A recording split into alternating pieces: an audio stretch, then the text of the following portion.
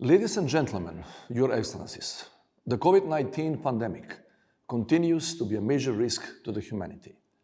Families have lost dear members and communities have been profoundly shattered. This health crisis has transposed into other sectors of our societies, with our economies suffering an especially heavy setback. With its health, economic, social, humanitarian and security dimension, the pandemic has tested our countries in unprecedented ways and has reminded us how interconnected we are. With the suffering it causes, the pandemic exposes the systemic weaknesses and inequalities in our world. In North Macedonia, the coronavirus has taken its toll in human lives, pressurized the health sector, and weakened the economy. In order to alleviate the heavy burden from our health workers, our government recently declared a state of crisis on the entire territory for a period of 30 days. This will help us use the capacities of the army and the resources of the private health sector in order to control more effectively the spread of the virus and save as many human lives as possible. This great danger has also provided an opportunity for our countries and peoples to demonstrate unity, solidarity and multilateral cooperation. On behalf of the Macedonian citizens, I would like to thank the United Nations and the World Health Organization for their leadership in coordinating the global response to control and contain the spread of COVID-19.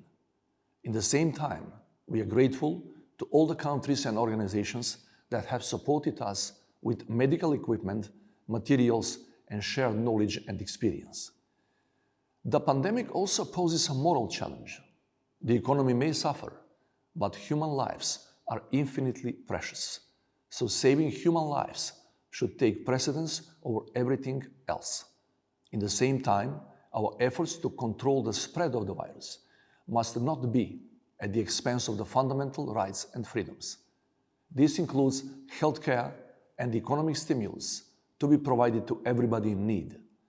While fighting the coronavirus, we must make sure we do not tolerate the spread of the viruses of racism, extremism, discrimination, and xenophobia. A systemic threat, like the pandemic, requires a systemic response. That would include both immediate and long-term actions. We need to continue working together in building resilient, well-governed, responsive, accountable, people-centered health systems. Health products with certified quality should be available and affordable for all. The big step in the right direction certainly was the establishment of the global COVAX program for procurement of vaccines, which has to make easy and balanced access to the vaccines to all the people in the world. Dear friends, allow me at the end to emphasize that many challenges will remain even in the post-COVID period. The road to socio-economic and even mental recovery for many of us will be long and complicated. But there is no alternative. The humankind has to come together again in order to rebuild a world in which no human being is left behind.